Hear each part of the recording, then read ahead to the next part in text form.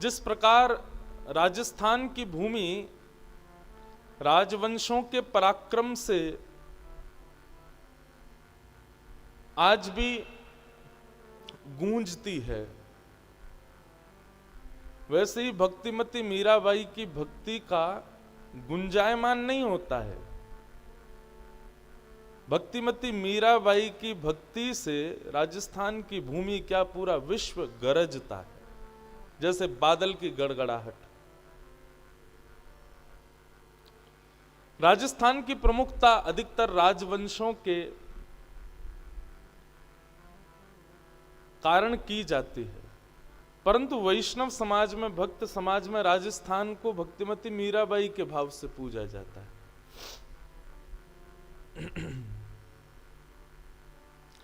ऐसी भक्तिमती मीराबाई बंधुओं, भक्ति इत्र की तरह होती है। कोई उसको लगा ले तो स्वयं भी महके और जिस सभा में जाए, जिस मार्ग से जाए, सबको महकाता हुआ जाए। कई लोग सुगंधी के बड़े आसक्त होते हैं, तो उनकी स्थिति क्या होती है, जब वो कहीं से भी सुंदर सुगंध ग्रहण करते हैं तो इतने बेचैन हो जाते हैं कि उनको बस अब चाहिए कि यही सुगंधी हमको मिलनी चाहिए। उससे पूछ लेते हैं, कहां से लाए भाई, कितने की लाए, कैसे लाए। किसी की दर्शन इंद्रिय तीव्र होती है, किसी की श्रवण इंद्रिय तीव्र होती है, किसी की ग्रहण इंद्रिय तीव्र होती है, किसी की रसना इंद्रिय तीव्र होती है, परंतु भक्त की तो ये समस्त इंद्रियां भक्ति में तीव्र होती हैं। चतुर्भुज दास जी कहते हैं, दर्शन दर्शन को नैना तपे, वचन सुनन को कान, मिलवे को हियरा तपे, हिय के जीवन प्राण। एक बात स्पष्ट कर दूं बंधुओं, भगवत प्राप्ति के लिए पुण्य की बात नहीं है। पुण्य और भगवत प्राप्ति में अंतर होता है, पूजा में और सेवा में अंतर होता है। भक्ति मार्ग और साधना मार्ग, इनमें अंतर है। जो लोग पूजा करते हैं, जो लोग अर्चना करते हैं, वो पुण्य कमाते हैं, लेकिन जो सेवा करते हैं वो ठाकुर जी को कमाते हैं। मीराबाई पूजा नहीं करती है, और यही बात तो वो समझाती रही अपने जीवन भर, अपने परिवार को भी, अपने ससुराल पक्ष को भी, कि ये पूजा नहीं है जो आप देखते हो, ये सेवा। और सेवा किसी जड़ की नहीं होती, चैतन्य की होती।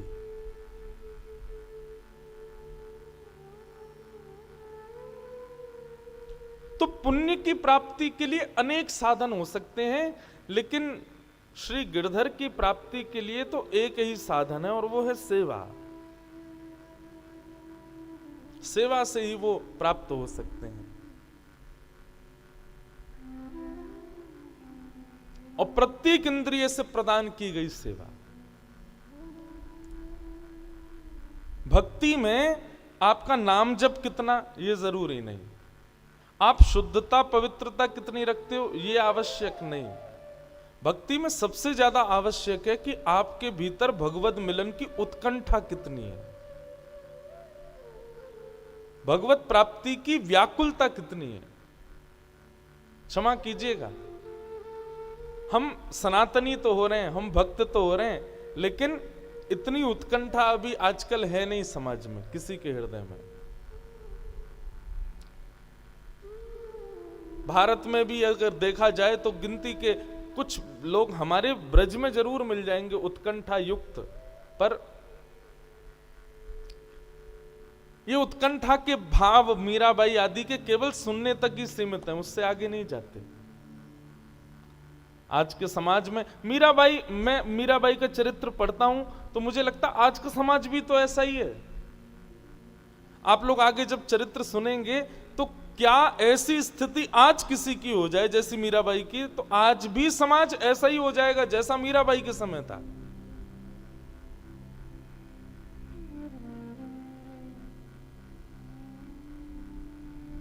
उत्कंठा, व्याकुलता, जैसे जल ना मिलने पर प्यास लगती है ना, और उस समय एक एक बूंद का मूल्य समझ आता है।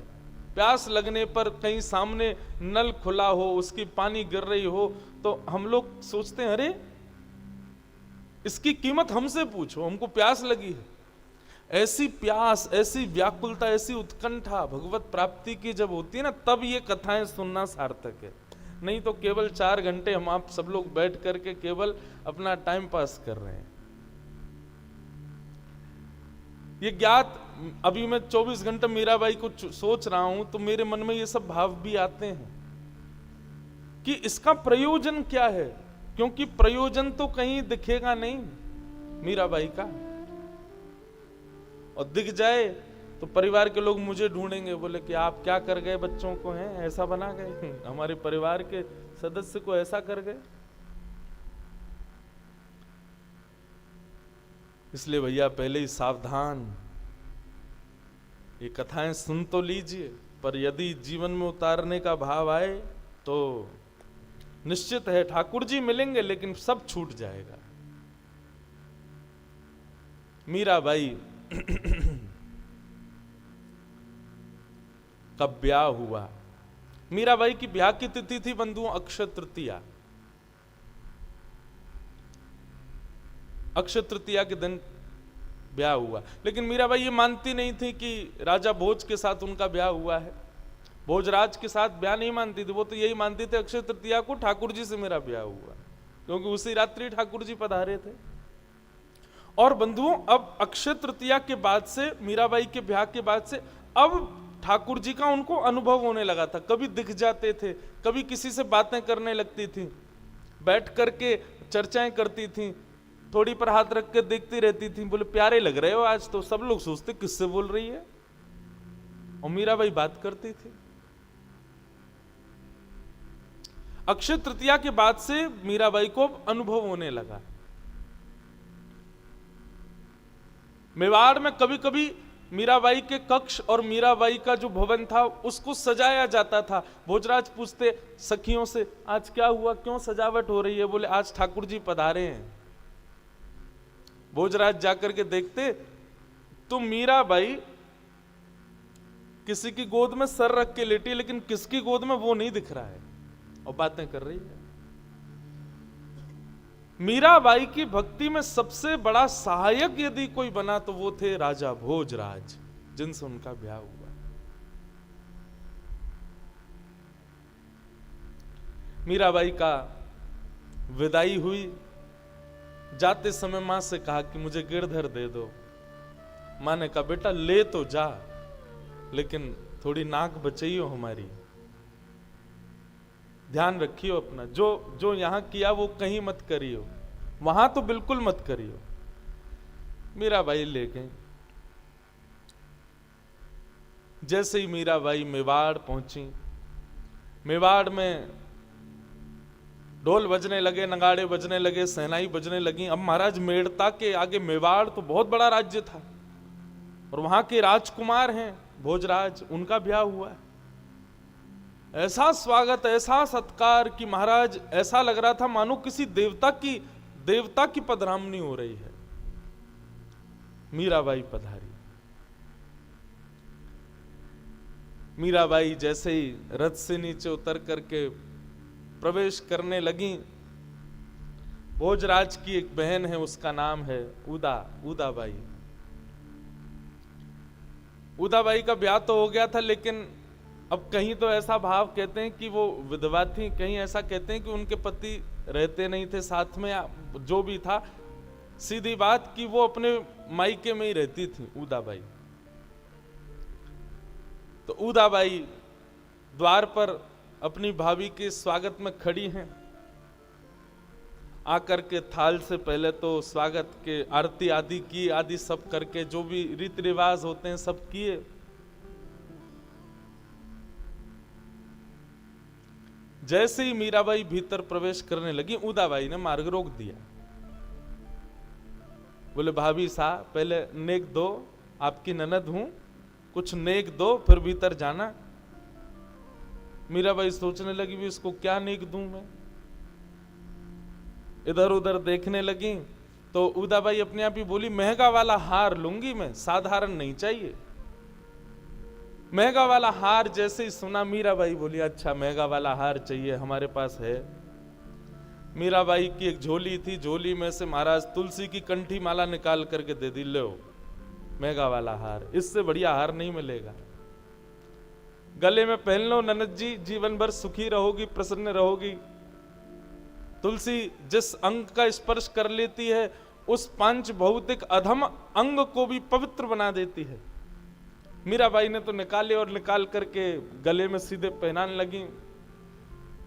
बोले, ननद जी इसको पहन लीजिए, इससे तन पवित्र हो जाता है, भोजन करते हैं तो वह भी शुद्ध हो जाता है, स्नान करते हैं तो इसका स्पर्श करके जल जब पूरे अंग पर जाता है तो ऐसा मानो तुलसी का स्नान, सारे पाप नष्ट हो जाते हैं और विष्णु लोकम सगच्छति, भगवत प्राप्ति हो जाती है, इससे बढ़िया आहार क्या होगा। लो,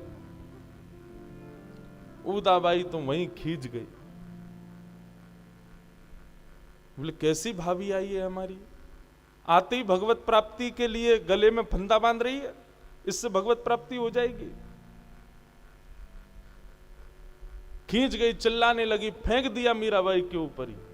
बोले, मुझे क्या समझती हो तुम, ये लकड़ी का हार पहना रही हो मेरे गले में। अरे मेड़ता से आई हो, मेवाड़ की बन गई हो बहू, अब मेवाड़ों जैसी रहा करो। तुम्हारे यहां पहनते होंगे, हमारे यहां नहीं पहनते सब। राजा भोजराज जी ने मीराबाई से कहा, कोई बात नहीं, ऐसा ही स्वभाव है इसका, छोड़ो, जाने दो। मीराबाई भीतर पधारी।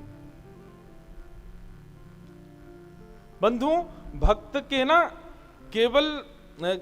मैंने एक चीज अनुभव की है कि जब हम भक्ति के पथ के अनुगामी बनते हैं ना, तो कई बार हम क्या करते हैं, किसी व्यक्ति की वजह से अपने भक्ति के भाव को छोड़ देते हैं। अच्छा, आपके यहां ऐसा नहीं चलता तो हम नहीं करेंगे, ऐसा नहीं, आपका भक्ति का भाव है, आप क्यों छोड़ोगे उसको। मीराबाई के आडंबर नहीं है कहीं भी कि इनको प्रिय नहीं लगता, उनको नहीं भाता, तो मैं ऐसा नहीं करूं, ऐसा कुछ नहीं था उनके हृदय में। जो लोग मीराबाई को यह समझते हैं कि उन्होंने सारे बंधन तोड़ दिए, सारे नियम तोड़ दिए, गलत बोलते हैं वो लोग। नहीं, मीराबाई कोई ऐसी हटीली थोड़ी ही थी। मीराबाई की स्थिति अलग है, मीराबाई का स्वभाव और उनकी मनस्थिति अलग हो चुकी है। हम लोग गलत हैं कि हम उनको अपने संग रखे बैठे हैं, संसार में जबरदस्ती घुसा रहे हैं। मीराबाई गलत नहीं थी। कई लोग, आज के लोग मीराबाई का उदाहरण देके कहते हैं, स्वतंत्रता की बात करते हैं, वो कितनी स्वतंत्र थी, हम भी तो हो सकते हैं। अरे मीराबाई का स्वभाव, व्यवहार, बुद्धि, मनस्थिति सब हम लोगों जैसी नहीं है। हम लोगों जैसा व्यक्ति हमारे बीच रह के उल्टा करे तो वो गलत है, लेकिन मीराबाई हमसे परे हैं, हमसे ऊपर हैं, हम उनके योग्य नहीं हैं। इसलिए हमको लगता है कि उन्होंने सारे बंधन तोड़े, नियम तोड़े, आदि आदि जो भी भाव नहीं। बाई जी के चरित्र को पढ़ के ये अनुभव हुआ कि उन्होंने कोई बंधन नहीं तोड़ा, कोई नियम नहीं तोड़ा, कोई कुल मर्यादा नहीं तोड़ी। ये समाज, संसार, कुल उनके योग्य था ही नहीं, इसलिए हमको लगा कि उन्होंने तोड़ा। उन्होंने कुछ नहीं तोड़ा, वो तो अपने भाव में रहती थी। मीराबाई गई, बढ़िया भोजराज का सुंदर भवन कक्ष में जैसे ही पहुंची तो सुंदर ठाकुर जी की एक पाटा लगा करके बढ़िया ठाकुर जी को उसके ऊपर विराजमान कर दिया। आते ही सीधे गिरधर लाल जी विराजमान हो गए। मीराबाई ने मन में विचार किया, बड़ी दूर की यात्रा करके आए हैं, थक गए होंगे, ठाकुर जी के लिए उष्ण जल लेकर के आई। आते ही सारे काम, वो नहीं बहुओं वाले कुछ नहीं, आते ही उष्ण जल लेकर के आई, गर्म जल लेकर के आई, ठाकुर जी को स्नान कराने लगी। ठाकुर जी को स्नान करा करके उनको पहुंचने लगी, अपनी सेवा में लग गई। आते उदाबाई फिर आई कमरे में, भाभी साहब तो आराम हो गया होगा, बहुत देर हो गई आए हुए, नीचे सब प्रतीक्षा कर रहे हैं, राजमाता बुला रही हैं, माता जी आपको बुला रही हैं। मीराबाई बोली अभी ठाकुर जी बहुत दूर से चल के आए, अभी अभी स्नान हुआ है, अब स्नान करके अब ठाकुर जी को पोशाक धारण कराऊंगी, फिर भोग बनाऊंगी, बना करके फिर भोग लगाऊंगी, लगा करके फिर ठाकुर जी को पौड़ाऊंगी, तब आऊंगी। उदाबाई बोली आप मेरी मां की आज्ञा की अवहेलना कर रही हो, मेवाड़ की राजमाता की आज्ञा की अवहेलना कर रही हो आप। और ये तुम्हारे संग जो मूर्ति आई है, इसकी ये कौन है, ये क्या है? अरे इसकी बाद में हो जाएगी सेवा। आप अभी अभी आई हैं, कम से कम अपनी अपनी सास की इतनी लाज तो रखो, बुला रही हैं तो चलो, आज्ञा मानो। मीराबाई बोली अब ठाकुर जी की सेवा छोड़ करके तो मैं नहीं आ सकती ना, मैं इनको छोड़ करके गई ऐसे खड़े रहेंगे भूखे प्यासे, आप कहीं जाओ आपको कोई भोजन ना दे, भूख प्यास लगे, कैसे रहोगे? बोले मेरी बात अलग है। बोले आपकी बात अलग क्यों है? मेरे ठाकुर जी कोई साधारण तो नहीं है। चैतन्यता को सब जगह परिभाषित करती हैं मीराबाई। उदाबाई ने कहा आपको चलना पड़ेगा, हमारे यहां रिवाज है कि ब्याह होकर के जब बहू आती है तो बहू को आते ही सब माताएं लेकर के हमारी कुल देवी पूजने के लिए जाती, आपको चलना पड़ेगा। मीराबाई बोली देखो उदाबाई आप बुरा तो नहीं मानना, पर गिरधर लाल की सेवा के आगे मैं किसी अन्य देवी देवता की पूजा में मेरी ज्यादा रुचि नहीं है, और बिना रुचि के कोई काम करना नहीं चाहिए।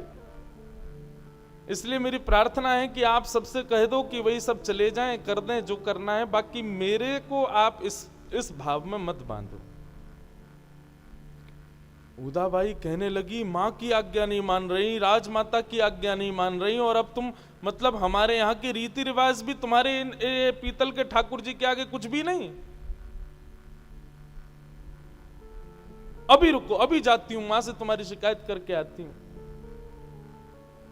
उदाबाई गई, जाकर के कहने लगी कैसी भाभी आई है हमारे घर में, क्या पसंद करके लाए हो आप इसको? क्या हो गया? बोलो उसने स्पष्ट मना कर दिया, वो तो आने से इनकार कर रही है, वो तो कह रही है पहले मैं उनकी पूजा वूजा करूंगी, उनकी सेवा करूंगी तब आऊंगी। मैंने कहा माँ की बात नहीं मान रही, सास की बात नहीं मान रही, अरे कम से कम कुलदेवी पूजने चलो। उसकी बातों से तो ऐसा लगता है वो अपने आप को ही कुलदेवी मानती है सबकी, वो तो आने से मना कर रही है। राजमाता भी खींच गई, ऐसे कैसे? 2-3 सखियां और भेजी, उदाबाई फिर गई साथ में, जाकर के फिर उनको कहने लगे कि अब आप नई नई आई हैं, अभी से आकर के इस प्रकार सबके हृदय में मन मुटाव करना उचित नहीं है, भाभी साहब चलो। मीराबाई बड़ी परेशान हो गई, बोले ये तो सेवा करने ही नहीं दे रहे, मेरे लाल जी भूखे बैठे हैं, प्यासे बैठे हैं, ये कुछ करने ही नहीं दे रहे हैं। मीराबाई उठ के खड़ी हो गई, बोले कि ये कौन सी देवी पूजा के लिए जा रहे हैं? बोले कि कुल देवी का पूजन करना है। बोले कुल देवी की पूजा से क्या होता है? बोले सौभाग्य अमर अजर होता है, पति की आयु लंबी होती है। मीराबाई बोली उदाबाई आपने की थी कुल देवी की पूजा? उदाबाई बोली मैंने तो 5 बार की थी। तो फिर कहां चले गए हमारे आपके पतिदेव? अब तो वो और खींच गई इस बात पर, चिल्लाने लगी, चीखने लगी। पहले ही आते ही मीराबाई के प्रवेश करते ही मेवाड़ में हल्ला शुरू हो गया। लेकिन मीराबाई तो अपने ठाकुर जी की सेवा में मगन रहती है। बंधुओं, ऐसी परिस्थिति में मीराबाई मेवाड़ में कैसे रुक गईं, कैसे रह गईं? इसमें 2 भाव प्रधान हैं। पहली बात तो मीराबाई को देहाभिमान तो है नहीं, उनको देह का अभिमान नहीं है, उनसे कोई कुछ भी कहे उनको इस बात की कोई चिंता नहीं है। देहाभिमान की शून्यता पहला कारण मीराबाई के टिकने का, और दूसरा कारण भोजराज की सहमति। भोजराज ने पहले ही वचन दिया था कि मैं केवल आपसे ब्याह करके इसलिए ले जा रहा हूं ताकि आपके घर वालों का मुख बंद हो जाए, बाकी हम और आप सदा एक मित्र की भांति रहेंगे, हमारा आपका पति और पत्नी का व्यवहार नहीं चलेगा। ये वचन पहले ही भोजराज दे चुके थे मीराबाई को।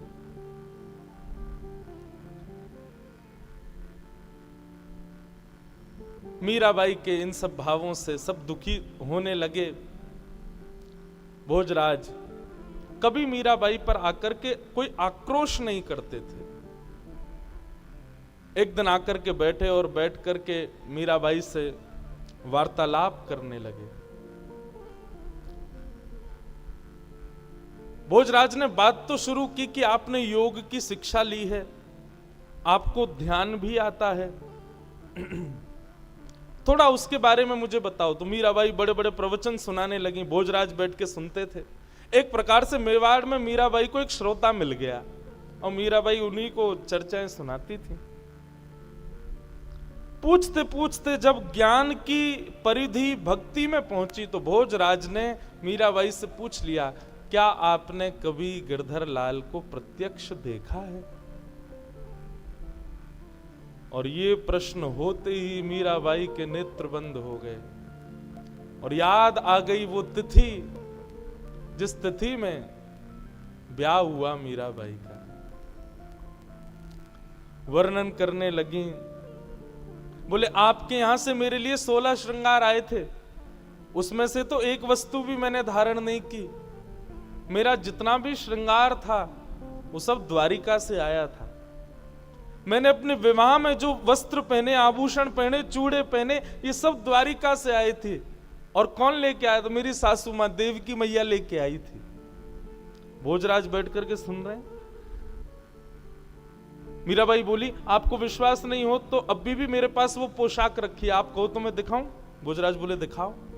जैसे मीराबाई पोशाक लेकर के आई, जिस वस्त्र को धारण करके विवाह हुआ था गिरधर लाल के साथ, सुबह सोती हुई मिली थी, वो पोशाक जैसी खुली, अत्यंत सुगंधी। जैसे ही भोजराज ने उस सुगंध को अनुभव किया, एक अलग देश में मानो पहुंच गए हो, एक अलग भाव में उनकी स्थिति हो गई।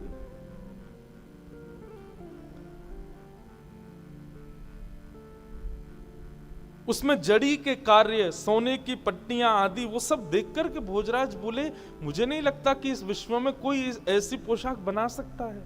बोले वही तो, मुझे स्वयं अपने हाथों से द्वारिकाधीश ने गले में हार पहनाया। भोजराज बोले मैं देख सकता हूं? बोले हाँ। हार जैसे ही दिखाया तो उस हार में द्वारिकाधीश का एक सुंदर सा चित्र बना हुआ था। ये सब देख करके भोजराज ना चाहते हुए भी, और ना चाहते हुए नहीं, वो चाहते थे, बस उनका विश्वास और दृढ़ होता जा रहा था। ज्यों ज्यों मीराबाई अपनी भक्ति की पराकाष्ठा बताए, भोजराज उतना ही भक्त बनता जाए मीराबाई का।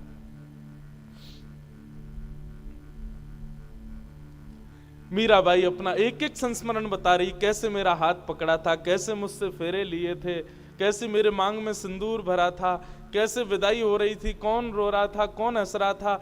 और वर्णन करते करते भोजराज ने पूछा, द्वारिकाधीश कैसे दिख रहे थे, जरा वो बताओ ना। मीराबाई ने जैसे ही रूप का वर्णन किया, रूप का वर्णन करते करते करते करते मीराबाई के नेत्रों से अश्रु प्रवाह होने लगा, भगवत स्मृति होने लगी, विरह होने लगा, याद आने लगी गोपाल जी की। और बोलते बोलते, मेरे कन्हैया, मेरो गिरधर, मेरा गिरधर, मेरा गिरधर करते करते मीराबाई वहीं बेहोश हो गई, मूर्छित हो गई। भोजराज जी के सामने हुई ये घटना पहली बार थी, घबरा गए। मीराबाई के साथ कुछ दासियां मेड़ता से आई थीं। भोजराज दौड़े सीधे बाहर जाकर के उन दासियों को बुलाया। दासियां आई, आकर के मीराबाई को किसी ने उठाया नहीं, जिस अवस्था में जैसी पड़ी पड़ी हैं, बस चारों तरफ बैठ करके मृदंग करताल लेकर के उन्होंने कीर्तन करना शुरू कर दिया। भोजराज देख करके अपने आप पर विश्वास नहीं कर पा रहे थे, ये हो क्या रहा है। और थोड़ी देर का कीर्तन सुनते सुनते मीराबाई सचेत हो गई और चेतना में आकर के बैठ गई। ये सब दृश्य देख करके भोजराज मीराबाई के चरणों में सर रख करके बैठे। मीराबाई असहज हो गई। भाई साहब उठ के खड़ी होगी, क्या कर रहे हैं आप? बोले मैं आपको मित्र नहीं मान सकता, मैं आपको किसी और रूप में नहीं देख सकता। आप कृपा करने के लिए हमारे जीवन में आई हैं, आप कृपा करने के लिए मेवाड़ की भूमि पर आई हैं। मैं बस आपसे एक ही प्रार्थना करता हूं, एक बार अपना वरद हस्त मेरे सिर पर रख दीजिए।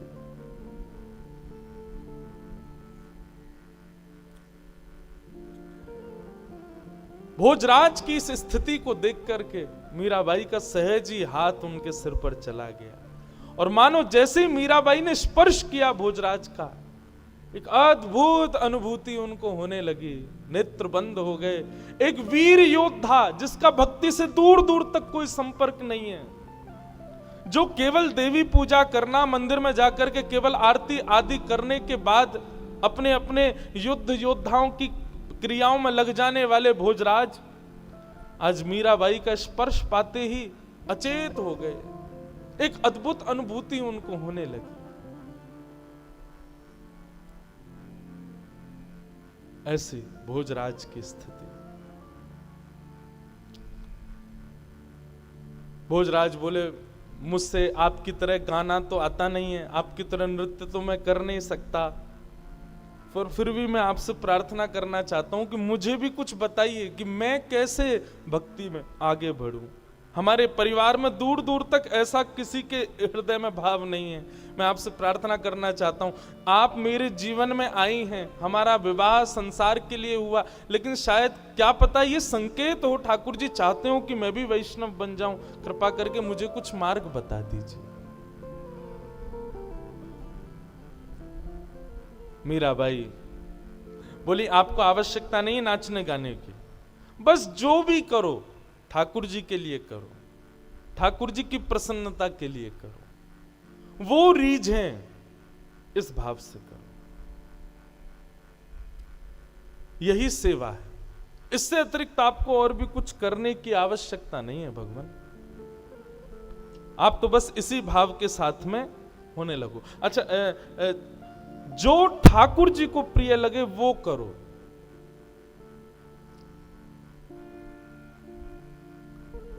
कल कथा में मैंने एक भाव कहा था कि मेवाड़ में श्रीनाथ जी के विराजने के दो कारण हैं। हमारे श्री गोवर्धन नाथ श्रीनाथ जी आज नाथद्वार में विराजते हैं उदयपुर के पास। दो कारण हैं, पहली तो भक्तिमती मीराबाई और दूसरी अजब कुमारी। अजब कुमारी का चरित्र भी बहुत सुंदर है। अजब कुमारी एक राजवंशीय नारी थी, कन्या थी। ब्रज यात्रा पर जब गईं तो ब्रज में भ्रमण करते हुए जब उन्होंने श्री गोवर्धन में गिरिराज जी का दर्शन किया, श्रीनाथ जी का दर्शन किया, गिरधर लाल का दर्शन किया, दर्शन करने के बाद जब वापस लौट करके अपने स्थान पर गईं तो ज्यों ज्यों अपने स्थान के समीप पहुंचे, ठाकुर जी से दूर जाएं, त्यों त्यों उनकी विरह वेदना बढ़े और उनकी विरह वेदना एक ज्वर के रूप में चढ़ती थी। वैद्य आते, बड़े बड़े हकीम आते, लेकिन कोई भी अपनी औषधि से उनके ज्वर को ठीक ना कर पाता।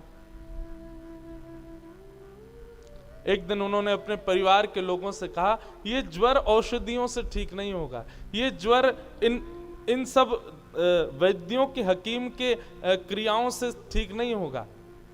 बोले कैसे ठीक होगा? बोले जब तक मेरे गिरधर लाल मेरे सामने नहीं आएंगे, जब तक मुझे वो दिखेंगे नहीं, तब तक ये ज्वर ठीक नहीं होगा।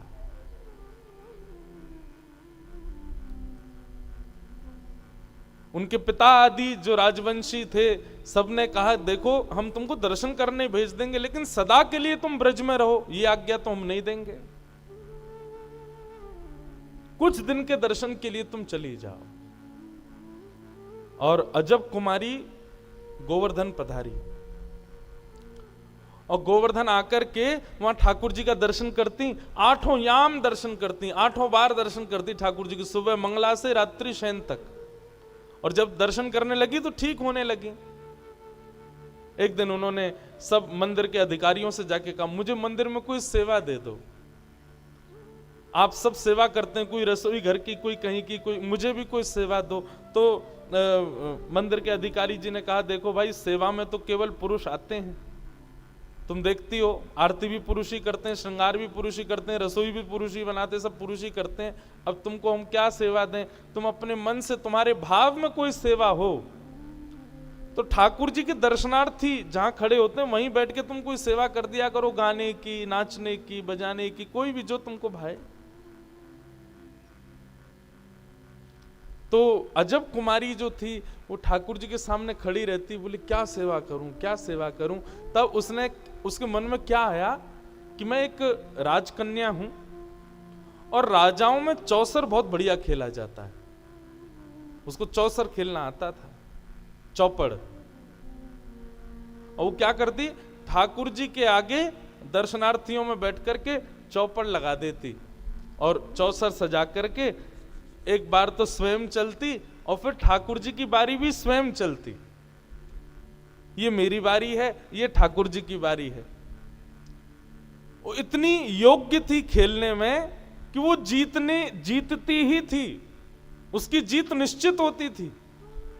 लेकिन जैसे ही उसकी जीत होने वाली होती थी, वो ऐसी चाल चलती कि स्वयं हार जाती, ठाकुर जी को जिता देती। और जैसे ही ठाकुर जी को जिताती, ठाकुर जी को जैसे सामने देखती, सामने बैठे गिरधर लाल की दतुइयां दिखने लग जाती, प्रसन्न हो जाते ठाकुर जी, इतने खुश हो जाते। और वो ये दृश्य देख के कि लाल जी के दांत दिख रहे हैं, दंतावली दिख रही है, खूब रोती। और रोज का उसका यही नियम कि अलग अलग ढंग से ठाकुर जी के संग चौसर खेलती, और चौसर खेलते खेलते जैसी जीतने वाली होती, जब जीतने वाली होती थी तब बीच में ठाकुर जी को जब देखती तो श्रीनाथ जी के पसीने आ जाते थे, बोले अब मैं हार जाऊंगा, अब मेरी हार एवे वाली है, ये तो जीत रही है। और जैसे ही हारने वाले होते थे ठाकुर जी, सो नीची नजर करके ऐसी चाल चलती कि स्वयं हार जाती, उनको जिता देती। ठाकुर जी प्रसन्न हो जाते। ये दृश्य कुछ और भी वैष्णवों ने देखा कि अजब कुमारी जब ठाकुर जी के सामने चौसर खेलती है, ठाकुर जी की दंतावली का दर्शन होता है। 1, 2, 3, 4, 5 दिन हो गए, अब अजब कुमारी के घर के लोग कहने लगे वापस चलो, वापस चलो। अजब कुमारी बोली एक खेल और खेल ले दो। आज पुनः खेल खेला, इतना टक्कर का खेल हुआ कि महाराज कौन जीते कौन जीते।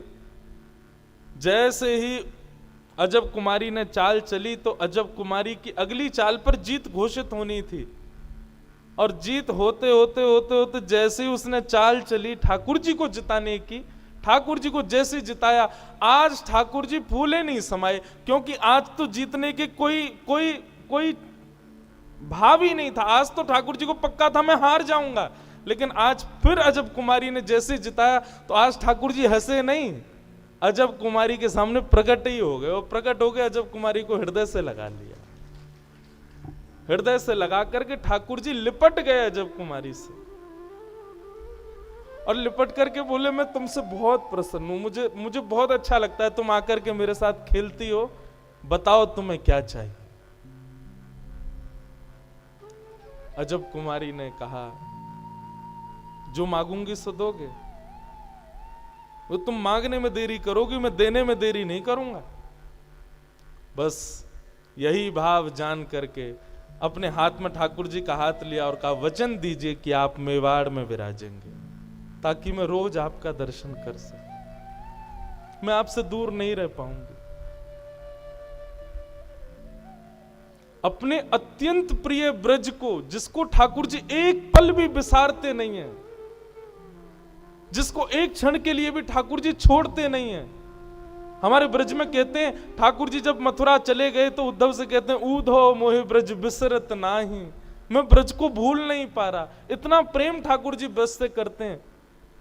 अभी 3-4 दिन पहले हमारे द्वारिका के पुजारी जी अहमदाबाद में मिले तो उनका भाव भी था। मैंने भी एक भाव कहा कि मैंने ऐसी कथाएं सुनी हैं कि प्राचीन काल में जब साधन नहीं थे ना, तो कभी कभी द्वारिकाधीश का श्रृंगार बहुत सुंदर हो जाता था। तो जब श्रृंगार बहुत सुंदर होता था ना, तो पुजारी आपस में शर्त लगाते, आज ठाकुर जी बहुत सुंदर लग रहे हैं, जरूर कोई ब्रज से आ रहा होगा, इसीलिए इतने सुंदर खड़े हैं ये। आज इतना सुंदर भोग सामग्री बनी, इतने सुंदर श्रृंगार किए, जरूर देखना शाम तक कोई ब्रज से आ रहा होगा, इसीलिए सुंदर लग रहे हैं। और ये बात आज भी अनुभव करते हैं। ब्रज का कोई ब्रजवासी पहुंचता है तो ठाकुर जी अलग ही दिखते हैं उस दिन। जिस ब्रज से इतना स्नेह ठाकुर जी करते हैं, जिस ब्रज में रहना ही ठाकुर जी को, आप सब जानते होंगे, हमारे गोवर्धन की शिला को गिरिराज जी से बाहर ले जाना मना है, हमारे गिरिराज जी को कहीं भी बाहर पधराना मना है। क्यों? ब्रज छोड़ करके ठाकुर जी कभी नहीं जाते। लेकिन अजब कुमारी को दिए वचन को पूर्ण करने के लिए मुगलों को ठाकुर जी ने बहाना बनाया, और उसी दिन से लग गए ठाकुर जी निकलने में, और आज भी मेवाड़ की भूमि पर श्रीनाथ जी विराज रहे हैं अजब कुमारी के लिए। तो कारण दो ही हैं। तीर्थ को तीर्थ भगवान की उपस्थिति नहीं बनाती, तीर्थ को तीर्थ भक्त का भजन बनाता है।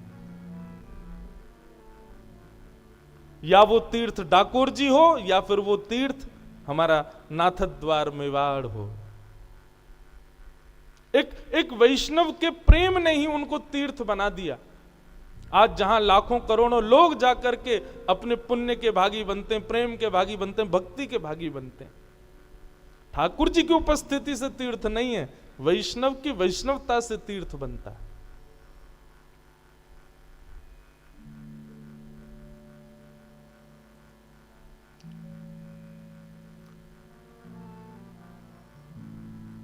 आहा,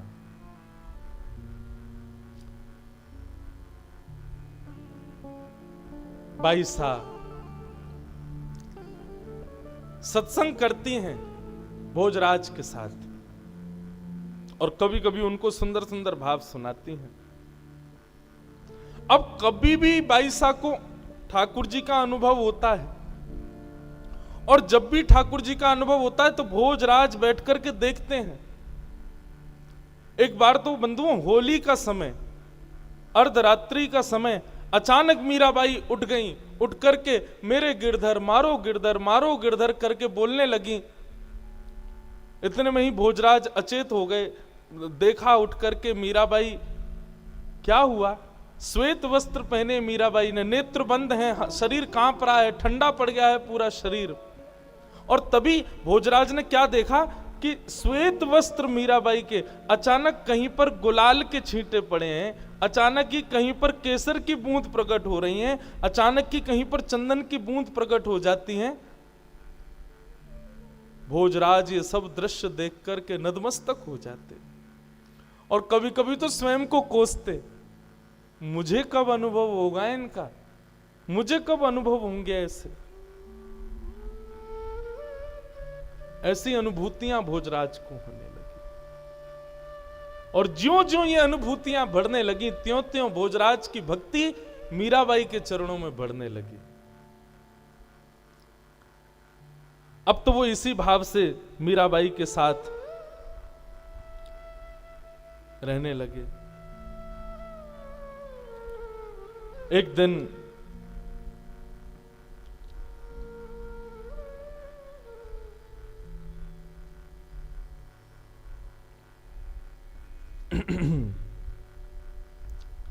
मीराबाई मेवाड़ में गणगौर पूजने का समय आया, और एक रात्रि पहले ही सब घर के लोगों ने, उदाबाई ने, आदि आदि कुछ लोगों ने आकर के पहले ही संकेत कर दिया कि मीराबाई, आप कल आपसे प्रार्थना है कि आप कृपा करके समय पर गणगौर पूजा करने के लिए सब रानियों के साथ में चलना। देखिए, अच्छा नहीं लगता है, आप नई नई आई हैं, बात बात पर आपकी आलोचना हो, आपके बारे में कुछ गलत कहें, ये सब शोभायमान नहीं होता है। इसलिए आपसे प्रार्थना है कि कल पंडित जी ने इतने बजे का मुहूर्त निकाला है। मीराबाई बोली मुहूर्त कब का है? बोले सूर्य उदय का मुहूर्त है। अब मीराबाई बोली देखो मैं करना नहीं चाहती लेकिन जबरदस्ती कुछ ना कुछ। अब देखिए सूर्य उदय पर ही लाल जी उठते हैं, अब मैं सूर्य उदय पर कैसे आऊं? लाल जी को उठाऊं क्यों? आपके साथ में पूजा करने जाऊं? सखियों ने कहा देखो लाल जी की बाद में सेवा हो जाएगी, लाल जी बाद में उठ जाएंगे, आप देख लो ना, एक दिन गणगौर की पूजा करने चलो। मीराबाई रात भर सोचने लगी क्या करूं क्या करूं क्या करूं। ब्रह्म मुहूर्त का समय हुआ, मीराबाई उठ गई, नहा धो करके ठाकुर जी के लिए जल उष्ण किया, चूल्हे पर गर्म करके जल, जैसे ही बोले आज ठाकुर जी की जल्दी सेवा कर देती हूं। जैसे ही उष्ण जल लेकर के ठाकुर जी को उठाने के लिए पद गाना प्रारंभ कर ही रही थी कि पद प्रारंभ करते ही मीराबाई के मन में आया रात भर तो ये उधम मचाते हैं, रात भर तो ये हमारे संग में बातें करते हैं, रात में इतनी देरी से सोए हैं, थक गए होंगे, हार गए होंगे, और मैं भी कितनी कितनी कितनी दूषित भाव वाली हूं। मैं ये भी विचार नहीं कर रही हूं कि इनको भी नींद आ रही होगी, रात में देरी से सोए हो, मैं इनको उठा दूंगी। और गाते गाते मीराबाई रुक गई, रुक करके बोली नहीं अभी अभी थोड़ी देर पहले ही तो सोए, अभी कैसे उठा दूं? फिर मन में आता है बोले कि नहीं उठाऊंगी, नहीं सेवा करूंगी तो फिर सूर्योदय होगा, मुझे गणगौर के लिए जाना पड़ेगा, वहां जाएंगी, फिर पूजा होगी, फिर नाच गाने होंगे, आदि आदि सब चलेगा, आधा दिन तो उसमें ही निकल जाएगा। फिर सेवा कब करूंगी? आके सेवा करूं, तब तक भूखे प्यासे बैठे रहेंगे बेचारे। अब मीराबाई संकट में पड़ गई, क्या करूं, जाऊं नहीं जाऊं, सेवा करूं नहीं करूं। जप करने लगी, बैठे बैठे जप करते करते करते इतने में सूर्योदय का समय हो गया, और सूर्योदय का समय होते ही मीराबाई ने पद गाया, ठाकुर जी को उठाने का पद आया, ठाकुर जी को उठाया,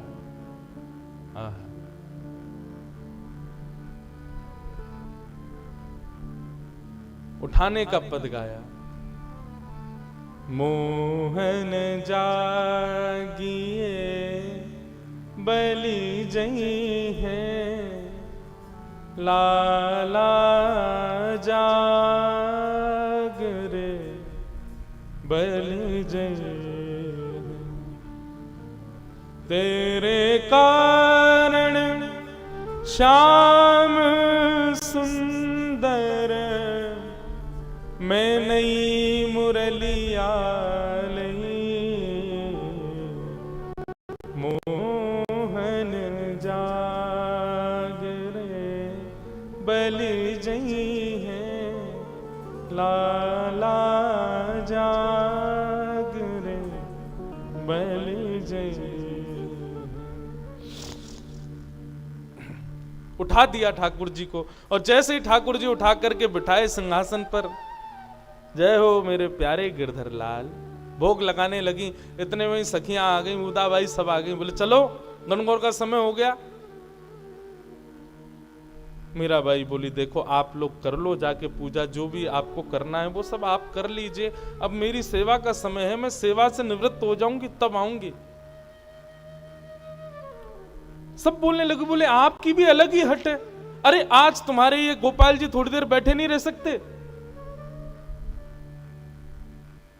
मीराबाई सबको यही समझाती है, बोले ये कोई साधारण सामान्य इनको धातु क्यों बोलते हो आप लोग? ये उनके उठने का समय, स्नान का समय, भोग का समय, मैं वही तो करूंगी। और आपको ज्यादा ही गणगौर पूजने की वो भाव है, आप लोग जाइए जाकर के पूज लीजिए, मैं सेवा से निवृत्त होकर मैं पूज लूंगी, पूजने को मना नहीं है, पर अभी तो मैं सेवा करूं। बोली असमय में पूजने से अपशगुन होता है। मीराबाई बोली आप लोग समय पे पूज लीजिए, आपका सगुन हो जाएगा, अपशगुन मेरा होगा, मैं सह लूंगी। उदाबाई ने कहा अपशगुन पे पूजने जाओगी, तुम्हारा अपशगुन नहीं होगा, तुम्हारे बींद यानी कि हमारे भैया का अपशगुन होगा, उनके जीवन पर अकाल पड़ेगा, उनके जीवन के साथ खिलवाड़ होगा। गलत समय पर पूजा करने से पति के जीवन का ह्रास होता है। मीराबाई बोली,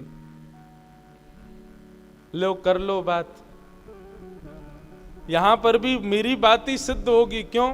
क्योंकि मेरे पति तो अजर अमर हैं, उन पर काल का प्रभाव नहीं होता, काल उनके वश में रहता है, काल का प्रभाव उनके ऊपर नहीं होता।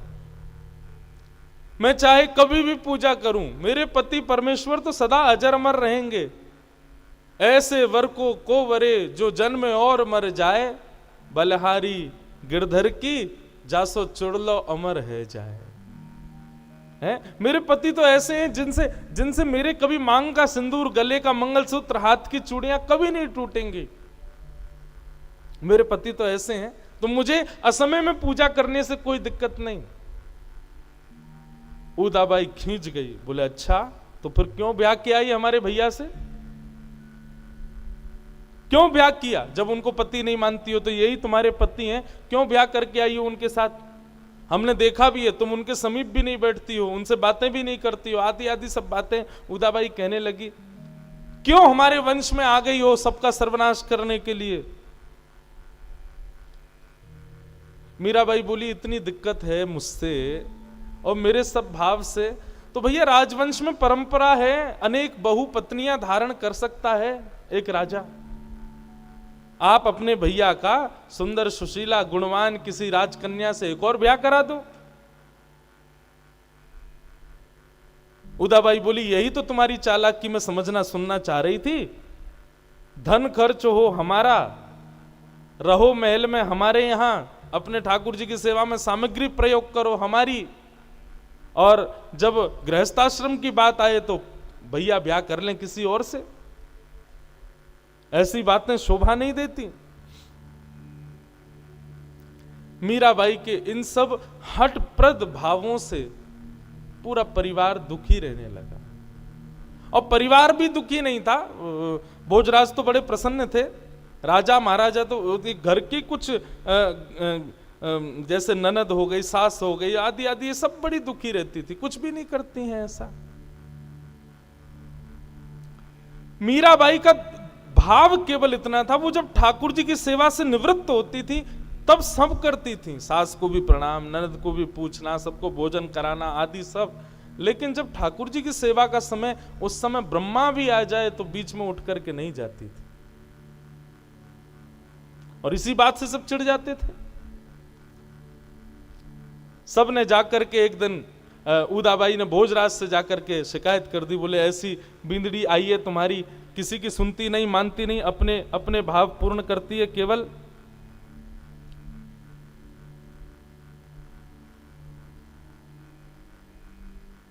भोजराज ने अपनी बहन को ही समझाया, बोले बहन हम लोग राजा आदमी हैं, हम लोगों को लड़ाई करना, झगड़ा करना, धन अर्जित करना, रत्न बनाना, इन्हीं से ही फुर्सत नहीं है। भक्त लोगों की भाषा हमको समझ में नहीं आएगी।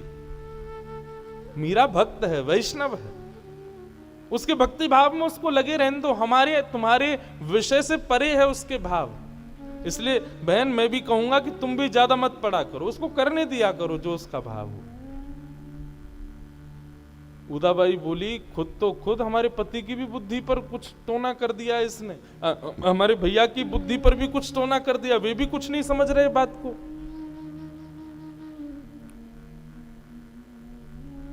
इस प्रकार बंधुओं चलता रहा, लेकिन एक बहुत सुंदर समय आया, और वो सुंदर समय ये था कि जब से मीराबाई मेवाड़ विराजने लगी, अपने ससुराल आ गईं, तो वृंदावन से, अयोध्या से, जगह जगह से संत जन पहले जब पुष्कर जाते थे तो पहले मेड़ता जाते थे, और मेड़ता में राव दूधा जी के यहाँ पर रह करके थोड़ा कुछ दिन व्यतीत करते, और उसमें भी लोभ होता था मीराबाई के दर्शन का। मीराबाई का दर्शन करते और दर्शन करने के बाद फिर पुष्कर जाते थे। लेकिन अब मेड़ता में संतों की जमात आनी बंद हो गई। क्यों? मीराबाई तो है नहीं। लेकिन कुछ संतों को बड़ी व्याकुलता हुई मीराबाई के दर्शन की, तो वे सब मेवाड़ पहुंच गए। अब मेवाड़ में एक संत, दो संत, 10 संत आवे तब तक तो ठीक था, लेकिन अब तो जमात की जमात 100-100 संत मेवाड़ आने लगे। मेवाड़ के लोग तो भयभीत रहते थे कि कब आक्रमण हो जाए, क्योंकि एकमात्र ऐसा राज्य था भारत का जहां पर कोई भी पराजय नहीं कर पाया किसी को। तो राजाओं को लगता था संतों के रूप में कहीं ये रूप बदल करके मुगल तो नहीं आते हैं। इसलिए जितने भी संत मेवाड़ आते थे उनके साथ में अनुचित व्यवहार किया जाता था ताकि ये दोबारा ना आवे। और मेवाड़ में एक आध मंदिर था थोड़ी दूरी पर, वहीं उनको वहीं तक सीमित रखा जाता था, कहीं से भी वो राजभवन के पास ना पहुंचे ऐसी व्यवस्था देखी जाती थी। अब राजभवन में मीराबाई उनके दर्शन के लिए तो आते ही थे सब। तो मीराबाई को जब ये बात खबर पता चली कि संत जन आते हैं, तो मीराबाई राजभवन की एक अटारी पर कभी कभी जाकर के खड़ी हो जाती और वहीं से ही संतों के ऊपर पुष्प वर्षा करती, वहीं से ही उनकी आरती करती, वहीं से ही दंडवत प्रणाम करती, संतों का सम्मान कर देती और संतों को मीराबाई का दर्शन हो जाता।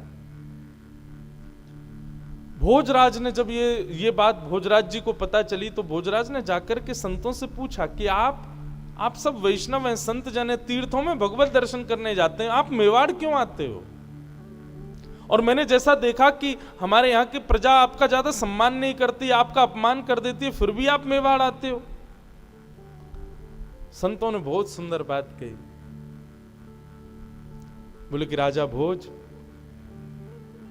हम वैष्णव संत जन पहले मेड़ता जाया करते थे, वहां तो मीराबाई का सहज दर्शन होता था। तो मीराबाई के दर्शन से प्रभाव ये होता था कि हमारे चित्त में भजन की और ऊर्जा प्रकट होती थी, भगवत स्मरण करने के और ज्यादा भाव प्रकट होते थे। लेकिन जब से मेड़ता से मीराबाई चली गई, हमारे हृदय में कभी कभी भावना होती है कि हम अपने भजन को और थोड़ा दीर्घ करें। मेड़ता जाते हैं तो वहां मीराबाई मिलती नहीं, इसलिए हम लोग मेवाड़ आते हैं ताकि यहां आकर के मीराबाई का दर्शन करें और दर्शन करते हमारा भजन बढ़े। संतों का भजन बढ़ता था मीराबाई का दर्शन करके। भोजराज जी ने यह भाव जाकर के राजा कुंभा को बताई, भोजराज जी के पिताजी। और कुंभा जी ने जब ये बात सुनी तो भोजराज जी और कुंभा जी दोनों के भाव से मेवाड़ में एक मंदिर बनाया गया, राजभवन से थोड़ी दूरी पर। और मंदिर बना करके संतों के लिए विशेष उपस्थिति वहां हो, संतों की व्यवस्था हो, संतों का आगमन होता रहे, ऐसा भाव वहां पर व्यवस्थित किया। अब तो मेवाड़ में भी सत्संग शुरू हो गए, मेवाड़ में भी संतों का आना शुरू, कथाएं प्रवचन होना शुरू हो गया। लेकिन संत जन तो प्रतीक्षा करते थे कि मीराबाई आवे, उनके दर्शन हो। अब मेवाड़ में तो राजकन्या बाहर नहीं जाती, राजा की पत्नी बाहर नहीं जाती। तो भोजराज जी ने उसकी भी व्यवस्था की कि सुबह शाम थोड़ी थोड़ी देर के लिए मीराबाई वहां जाने लगी, तो संतों को भी दर्शन होने लगे। तो जो भोजराज जी की पहले से मनस्थिति थी कि मेवाड़ में संतों का आगमन हो, मेवाड़ भी भक्तिमय भूमि बने, वो अब बनने लगी थी। एक मंदिर का निर्माण हो चुका था। मीराबाई समय समय पर वहां जाती और जाकर के संतों के बीच में आनंद करती थी। इस प्रकार सब चल ही रहा था कि तीज का दिन आया और तीज के दिन सब लोग अपने अपनी व्यवस्थाओं अनुसार जैसा उत्सव मनाना चाहिए सब लोग कर रहे थे। मीराबाई अपने ठाकुर जी की सेवा कर रही थी और सेवा करते करते करते करते ठाकुर जी प्रत्यक्ष प्रकट हो गए मीराबाई के सामने। जैसे ही प्रत्यक्ष प्रकट हुए, अब तो आते ही थे ठाकुर जी, कभी कभी अनुभव किया कराया करते थे, परंतु विवाह के पश्चात आज ठाकुर जी का आगमन जब हुआ, मीराबाई तो व्याकुल हो गई, नाचने लगी, गाने लगी, सखियों से कहने लगी मंगल वाद्य बजाओ, आनंद करो सब लोग। सब जगह आनंद की लहर मीराबाई के पूरे भवन में होने लगी।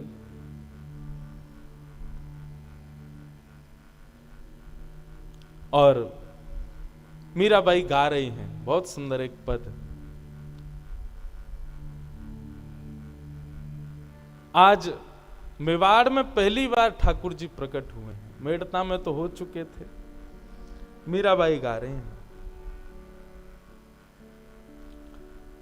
राठौड़ जी रे महला रंग छायो, आज तो राठौड़ जी रे महला रंग छायो, राठौड़ जी रे महला रंग छायो, आज तो राठौड़ जी रे महला रंग छायो।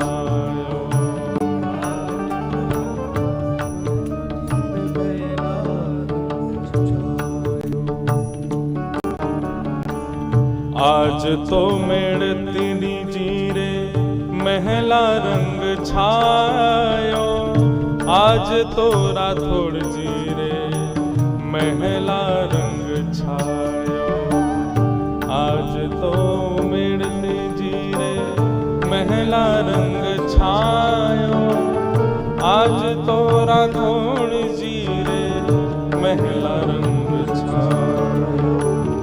कोटिक भानु हुए प्रकाश जने, कोटिक भानु हुए प्रकाश जने, आज गिरधर आयो, राठौड़ जी रे महला रे रंग छायो, आज तो राठौड़ जी रे महला रंग छायो।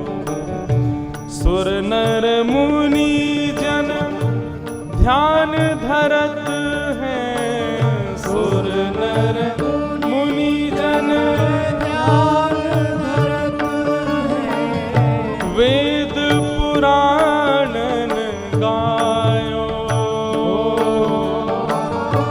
वेद पुराणन गायो। हे मीरा के प्रभु गिरधर नागर, मीरा के प्रभु गिरधर नागर, घर बैठा पिय पायो, घर बैठा पिय पायो, आज तो राठौड़ जी रे महला रंग छायो, आज तो राठौड़ जी रे महला रंग छायो। घर बैठे पिया पायो, आज तो राठौड़ जी रे महला रंग छायो, आज तो राठौड़ जी रे महला। मीराबाई बड़ी प्रसन्न है। आज मेवाड़ में ठाकुर जी पधारे हैं, राठौड़ जी के घर ठाकुर जी पधारे हैं। घर बैठे पिया पायो।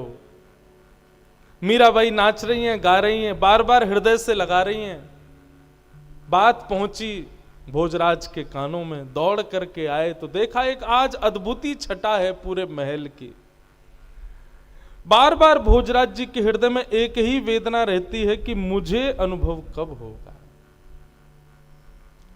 मीराबाई की स्थिति देखकर के भोजराज जी बार बार प्रणतिपात करते हैं, बार बार चरणों में प्रणाम करते हैं। बंधुओं, एक दिन भोजराज जी आगरा के पास कहीं युद्ध के लिए गए और वहां युद्ध में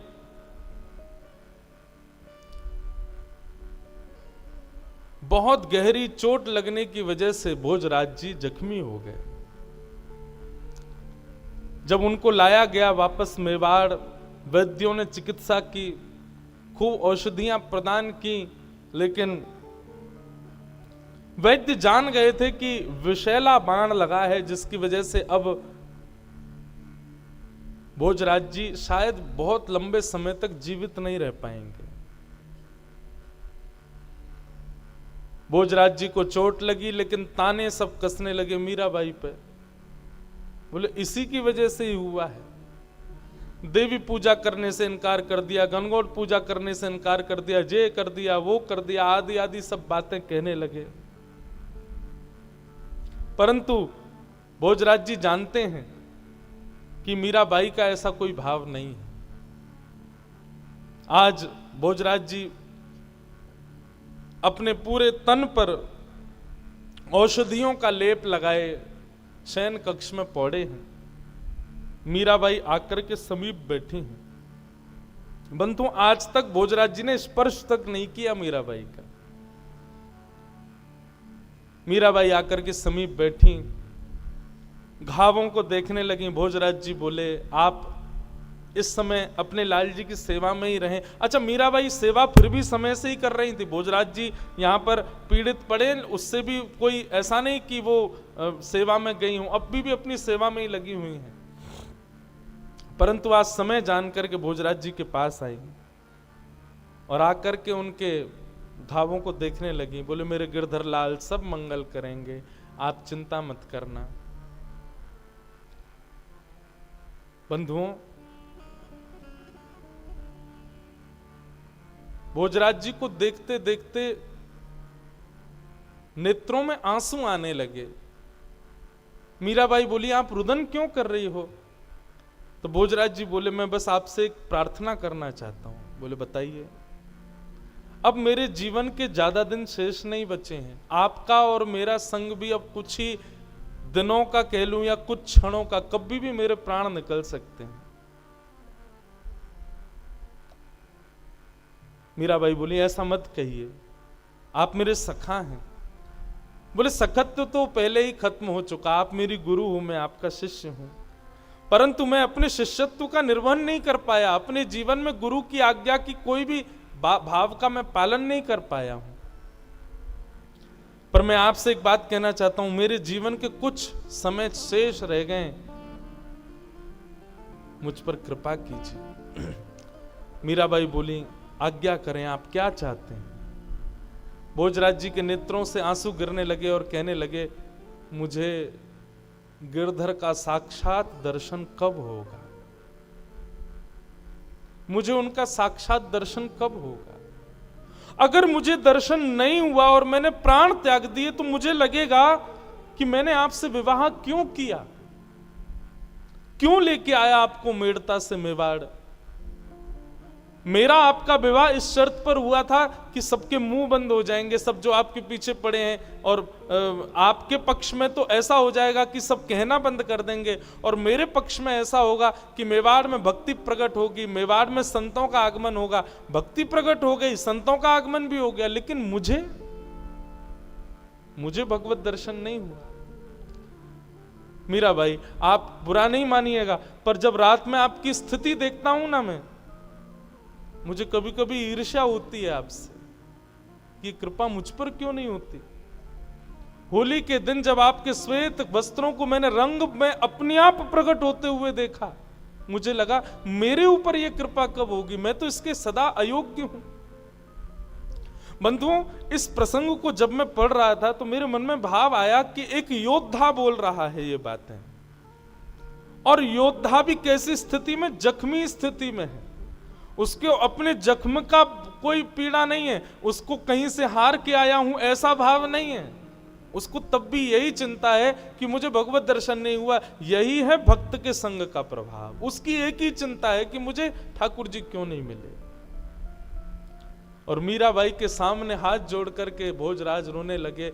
मैं आपसे प्रार्थना करता हूं, अपने लाल जी को बोलो ना, मुझे एक बार मृत्यु से पहले मुझे दर्शन कराएं।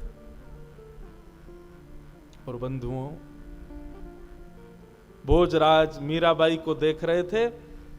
मीराबाई शांत भाव में, कोई प्रसन्नता नहीं है चेहरे पर, भोजराज को अपलक नेत्रों से देख रही हैं। और देखते ही देखते मीराबाई के मुखमंडल पर एक अद्भुत प्रसन्नता हुई। और अद्भुत प्रसन्नता प्रकट होते ही मीराबाई के रूप मानो अनंत चंद्रमा मुख पर प्रकट हो गया हो, और प्रकट होते ही क्या देखा कि मीराबाई नहीं है, त्रिभंग ललित श्याम सुंदर सामने खड़े हुए। मीराबाई के स्थान पर स्वयं ठाकुर जी बैठे हुए। भोजराज के सिर पर हाथ फेरते हुए कहा, राजा भोज क्यों परेशान होता है? तू मीरा के साथ थोड़ी रहता है, तू मीरा के पास थोड़ी बैठता है, तू मीरा को प्रणाम थोड़ी करता है, तू मीरा को थोड़ी देखता है, तू मीरा के रूप में मेरा ही दर्शन करता है। मैं मेवाड़ आया ही मीरा के रूप में तुझ पर कृपा करने के लिए था।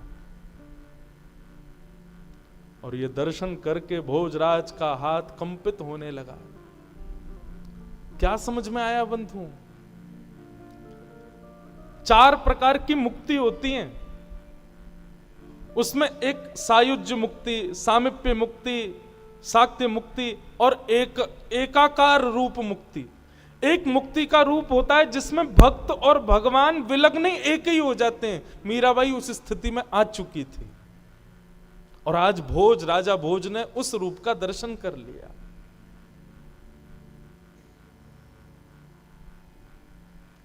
कटाक्ष नेत्र, सुंदर नासिका, अधर बिंब, जैसा मीराबाई वर्णन करती थी, गिरधरलाल ऐसे हैं, ऐसे हैं, ऐसे हैं, वो सारा दर्शन मीराबाई के रूप में भोज को होने लगा।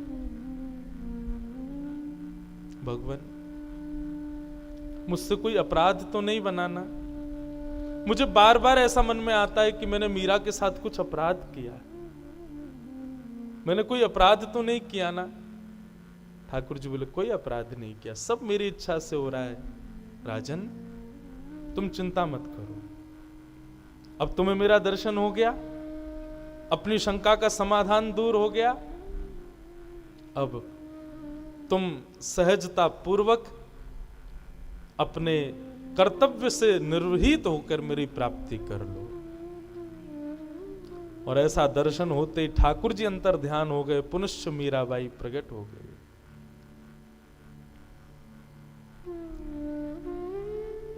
मीराबाई को नहीं पता था क्या हुआ।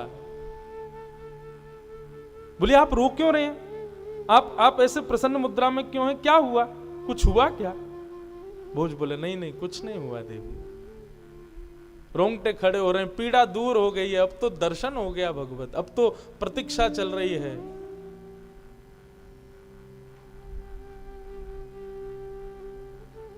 रात्रि का समय, मीराबाई गिरधर लाल के कक्ष में सोई है। भोजराज रात भर अचेत अवस्था में बस वही छवि का बार बार अनुभव कर रहे हैं। सांवली सूरत, मोहिनी मूरत, पीतांबरी पहने, चंदन की सुगंधी। इतने में ही अचानक मीराबाई के साथ में कुछ ठाकुर जी की विरह वेदना हुई।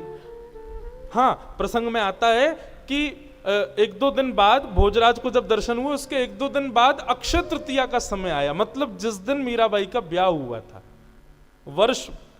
1 वर्ष पूर्ण हुआ। और उस दिन मीराबाई बड़ी बेचैन घूम रही थी सुबह से, क्योंकि मेवाड़ में तो सब लोग बधाइयां गा रहे थे कि आज राजा भोज के वर्षगांठ है, लेकिन भोज तो अपने बिस्तर पर अचेत अवस्था में पड़े थे। लेकिन मीराबाई बड़ी विचलित, क्यों? वर्षगांठ तो मेरी भी है, लेकिन अभी तक ठाकुर जी आए नहीं है। सुबह से प्रतीक्षा कर रही है, ठाकुर जी नहीं आए। अर्धरात्रि का समय हुआ, व्याकुल हो गई मीरा। थोड़ी देर के लिए ठाकुर जी ने दर्शन दिया और अंतर ध्यान हो गए। इतने में ही इतनी व्याकुल हुई मीरा कि हाँ नाथ, हाँ प्राणनाथ, हाँ प्राणनाथ, हाँ गोपाल, हाँ गिरधर कहती कहती भोजराज के कक्ष में आ गई। भोजराज जी ने जैसे मीराबाई को देखा तो क्या देखा कि मीराबाई दौड़ करके अटारी की ओर जा रही है, जिस अटारी के नीचे अथाह नीचे केवल और केवल पहाड़ों की माला है। मानो मीराबाई वहां से विरह वेदना में इतनी उन्मत्त हो गई है कि अपने प्राण त्यागने के लिए जा रही है। दौड़ती आई मीराबाई को देख करके भोजराज जी ने मन में सोचा, अब सखियों को बुलाऊं, किसको कैसे रोकूं मीराबाई को, वो तो भावावेश में है। जैसे मीराबाई पहुंची अताड़ी पर और एक चरण बाहर किया ही था भोजराज जी दौड़ करके गए और मीराबाई को अपने अंक में भर लिया, भर करके नीचे उतारा, और नीचे उतारते ही भोजराज जी दूर हो गए और आत्मग्लानि करने लगे, मैंने अपराध कर दिया, मैंने अपराध कर दिया, मैंने अपराध कर दिया, मैंने वचन दिया था कभी स्पर्श नहीं करूंगा, ये मैंने क्या कर दिया। और इसी आत्मग्लानि में रुदन करने लगे। मीराबाई अचेत अवस्था में पड़ी हैं, भोजराज नीचे चरणों में बैठे हैं मीराबाई के। प्रातः काल का समय हुआ, जैसे ही मीराबाई उठी तो देखा चरणों में सर झुकाए भोजराज लेटे। तुरंत उठ करके सहज हुई। भोजराज जी बोले, मुझे क्षमा कर दो, मैंने बहुत बड़ा अपराध किया, कल ऐसे ऐसे लीला हुई, आप दौड़ करके बाहर की ओर जा रही थी, मैंने सोचा किसी को बुलाऊंगा तब तक आपके प्राण निकल जाते, इसलिए मैंने आपका स्पर्श किया, आपको पकड़ करके यहां लिटाया, स्पर्श हुआ, मैंने अपनी प्रतिज्ञा तोड़ी, मुझे क्षमा कर दीजिए। मीराबाई बोली, आपने मेरे प्राणों की रक्षा की, और प्राणों की रक्षा करने में यदि प्रतिज्ञा को सर्वोपरि माना जाए तो अपराध है, पर प्राणों की रक्षा के लिए अगर प्रतिज्ञा तोड़ दी जाए तो उसमें कोई अपराध नहीं, आप चिंतित मत हो। भोजराज जी जब से मीराबाई का स्पर्श उनको प्राप्त हुआ तब से उनको ठाकुर जी अब सहज दिखने लगे। मतलब मानो ये लीला हुई ही इसीलिए थी कि भोजराज का अंतिम समय समीप आए और उसके चित्त में मेरी स्मृति बने, उसके लिए मीरा का स्पर्श आवश्यक है। अब तो भोजराज जी नेत्र बंद करते हैं और उनको श्याम सुंदरी दिखते हैं। आज पता नहीं क्यों मीराबाई ने 16 श्रृंगार किया और 16 श्रृंगार करके भोजराज जी के पास आकर के बैठी। भोजराज जी मीराबाई को देखने लगे, कभी तो मीरा दिखें, कभी श्याम सुंदर दिखें, मीरा दिखें, श्याम सुंदर दिखें, और दिखते देखते देखते भोजराज जी ने हाथ जोड़ लिए, मीरा गोपाल, मीरा गोपाल, मीरा गोपाल, मीरा गोपाल, मीरा गोपाल, मीरा गोपाल की धुन गाते गाते, कीर्तन करते करते भोजराज जी के प्राण निकल गए। पूरे मेवाड़ में मानो जैसे पहाड़ टूट पड़ा हो संकट का।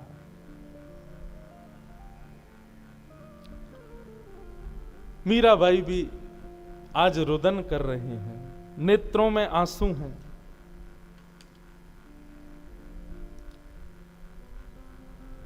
क्यों? एक सत्संगी मित्र चला गया छोड़ करके। परिवार के जनों ने आकर के फिर मीराबाई को ही कोसा। 16 श्रृंगार करके बैठी है, पति के प्राण निकल गए, यहां तो सज धज करके बैठी है। चंदन की लकड़ियों पर चिता लगाई और राजा भोज को अंतिम क्रिया उनकी की गई। मीराबाई एक दिन तक तो शोक मनाती रही, परंतु अगले दिन स्नान करके मानो जैसे सूतक से निवृत्त होकर के लग गई ठाकुर जी की सेवा में पुनश्च। विचार करो बंधुओं, भक्ति की स्थिति, भक्ति की पराकाष्ठा किस स्तर की है मीराबाई की। हमारे साथ में एक अनुचित क्रिया हो तो हम अपने भाव और अपने नियम और अपनी जो रोज की हमारी दिनचर्या है उसमें कटौती करने लगते हैं, और संभव भी नहीं कि हम उस समय कर पाए निर्वहन उस भाव का। पर मीराबाई ऐसे ही नहीं गिरधर गोपाल मिल गए उनको।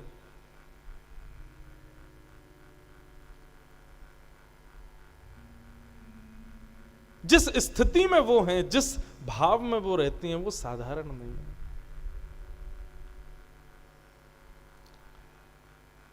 दूसरे दिन से ही मीराबाई तो अपने सहज सेवा में लग गई ठाकुर जी की में, और अब महाराज कुंभा भी चल बसे थे, तो मेवाड़ की राज्य गद्दी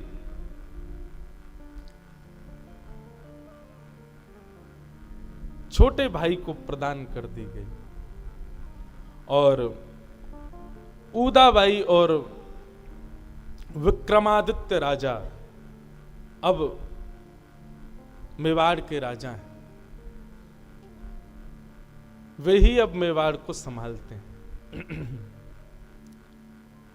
मीराबाई तो बस अपने गोपाल जी की सेवा में, गिरधर की सेवा में सदा मग्न रहती हैं। जब से विक्रमादित्य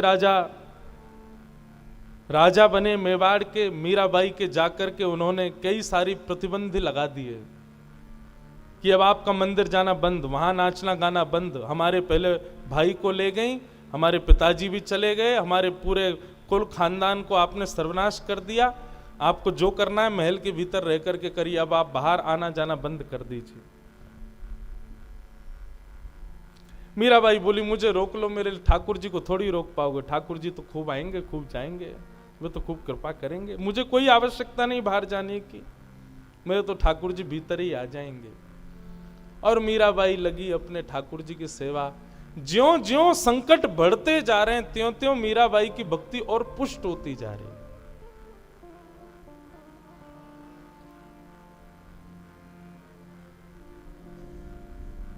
मीराबाई का एक प्रसिद्ध पद सब गाते हैं,